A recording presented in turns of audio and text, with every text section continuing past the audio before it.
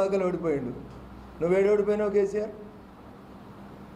నువ్వేడు ఓడిపోయినావు అంటున్నా. కామారెడ్డిలో ఓడిపోలేదా? ఆ మాత్రం కూడా లేదా? నాకు మాట్లాడడం రాదా?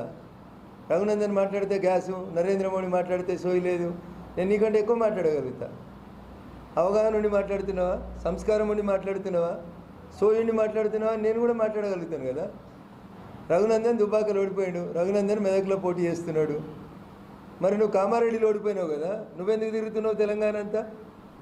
నీ అయ్యే జాగిరా నా తెలంగాణ? నాకు రాదా ఏంది భాష?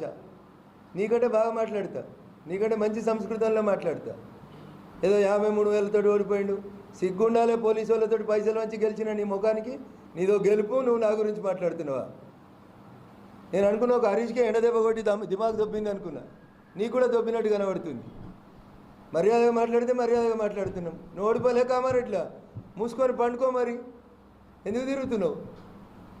నేను మర్యాదగా చంద్రశేఖరరావు గారు, కేసీఆర్ గారు అని మాట్లాడుతున్నా. నువ్వేం మాట్లాడుతున్నావు? ఎట్లా మాట్లాడుతావు నువ్వు?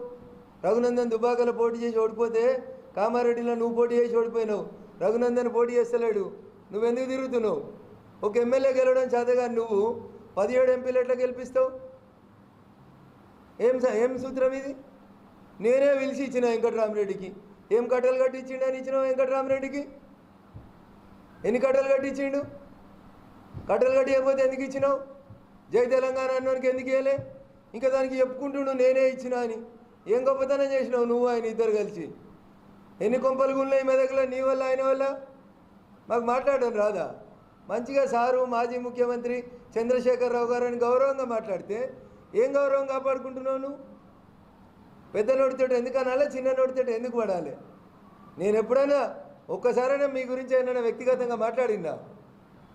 పోయి మీరు కూడా దిగజారి హరీష్ రావు కంటే అధ్వానంగా మాట్లాడితే మాకు మాట్లాడడం రాదేంది? నేను మళ్ళీ చెప్తా ఉన్నా, నన్ను ఎవరు ఏమన్నంతసేపు నేను ఎవరిని ఏమనను. నన్ను ఒక్కటంటే నేను 4 గంటలు నేను ఎవరినైనా వదిలిపెట్టేది లేదు. పైసలు వంచలే. రాధాకిషన్ రావు చెప్పిండు కదా పైసలు వంచి గెలిచినామని. రాజపుష్పకేలు పోయి పైసలు వంచినామని చెప్పిండు కదా.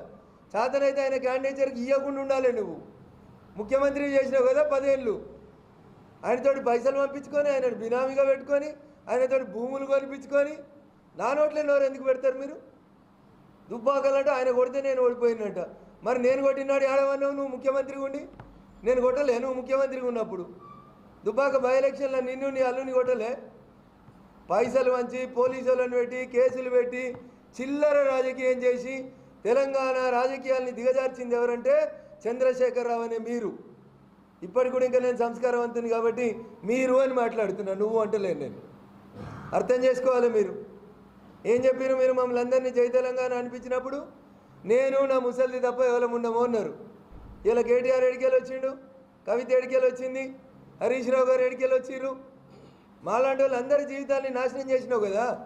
ఈ సిద్దిపేట జిల్లాలో 100 మంది జీవితాల్ని నాశనం చేసిన నువ్వు నేనే పిలిచి వెంకటరామరెడ్డికి ఇచ్చిన.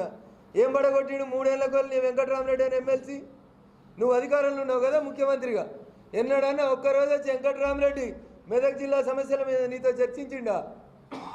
ఒక్క సమస్య పరిష్కరించిరా నువ్వు వెంకటరామరెడ్డి కలిసి? R&R కాలనీకి ఒక్కసారి వెంకటరామరెడ్డి వచ్చిండా? చచ్చిపోయిన మల్లారెడ్డి కుటుంబం దగ్గరికి పోయినరా? మళ్ళా నయా నాటకం, సెంటిమెంటు, డ్రామా. మెదక్కు నాకు పేగుబంధం. ఒక్కడు లేడా మెదక్లో నీకు పేగుబంధం ఉన్నోడు పోటీ చేసేందుకు? ఎట్లా మాట్లాడతారు కేసీఆర్ గారు మీరు? పైసలు వంచడం అనేది నీచమైన చరిత్ర తప్ప. ఇవాళ కూడా చెప్తున్నా నీకు, ఎల్లుండి సిద్దిపేట కొత్తవు కదా, రా వెంకటేశ్వర్ల గుడికోదాం. నువ్వు మీ అల్లుడు నీ ప్రభాకర్ రెడ్డి మీరు ముగ్గురు రండి, నేను వస్తా. ₹1 వంచకుండా నేను మెదక్ పార్లమెంట్ గెలుస్తా. నీకు చేతనవుతుందేమో చెప్పు. ఇంటింటికి వంచి బతిలాడి పైసలు వంచి నోట్లు వంచుడు తప్పితే మీ జీవితంలో ఏముంది చెప్పురి? దుబాయ్ పైరవి నోట్లే, ఎలక్షన్లు నోట్లే, పక్క పార్టీని కొనుక్కోవడం నోట్లే, ఓట్లు కొనుక్కోవడం కూడా నోట్లే. చంద్రశేఖరరావు గారు మీ స్థాయికి ఇది తగదు ఇది. అందుకని దయచేసి మాట్లాడేటప్పుడు సంస్కారవంతంగా మాట్లాడాలని నేను మాజీ ముఖ్యమంత్రి చంద్రశేఖరరావు గారికి హితవు